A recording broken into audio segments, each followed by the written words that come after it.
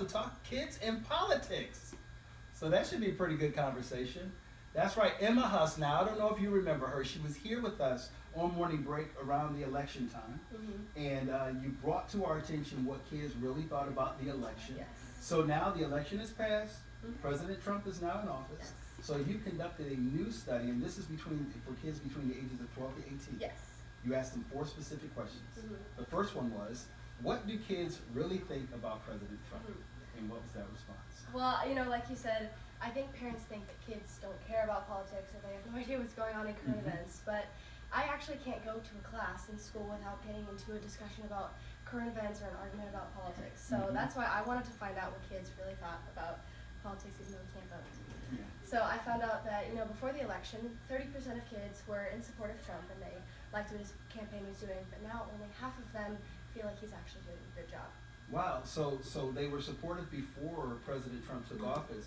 Now, what do you think that is because? Some of the policies that he immediately put into play once he got in Definitely. office? I feel like kids, they wrote in, they said they don't feel safe now that Trump is in office, and because of the opinion of foreign leaders and global politicians, their view of Trump and his reputation that he's giving America as of now.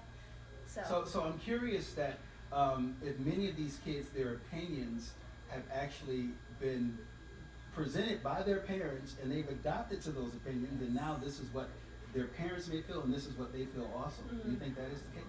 I think definitely that is the case sometimes, but other times, we have media outlets too. We can get our information from Twitter, from the news, so we, are able to form our own opinions, and I think now that we are the next generation of voters, it's definitely more important for us to formulate our own views aside from what our parents are feeding us. So interesting that you said Twitter, social media, because one of your questions was, how do kids feel about President Trump's use of Twitter?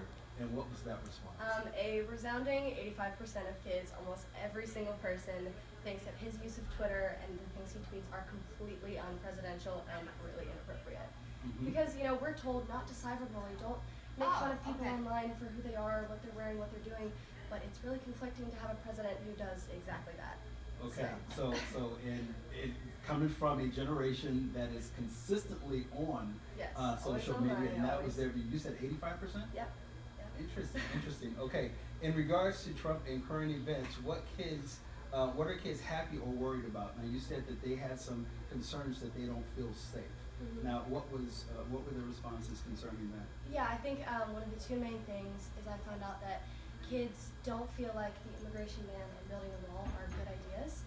And, I didn't realize how big of an issue the threat of deportation was in my community and in my school until one of my friends who took the survey came up to me, and he said that him and his family are concerned and worried every single day that, they moved here from Mexico a couple years ago, and they're worried that their dad and sister won't be able to come over and live with them. Now, a lot of young people, too, experience bullying after President Trump was elected due to many of the stance on immigration. Now, have you seen that personally at your school, or have you talked to kids that have been bullied concerning that?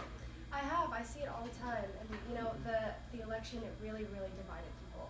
And, even as teenagers, we can't vote. And still vote. keeps many of us divided, too. Oh, yeah, completely. Yeah. And I know friendships that have been, faltered a little bit because of our views. So things like that happen all the time, especially with this election and Trump's things that he's done in the last 4 days. And I think it is really divisive. So, I think that's what we need to focus on going forward.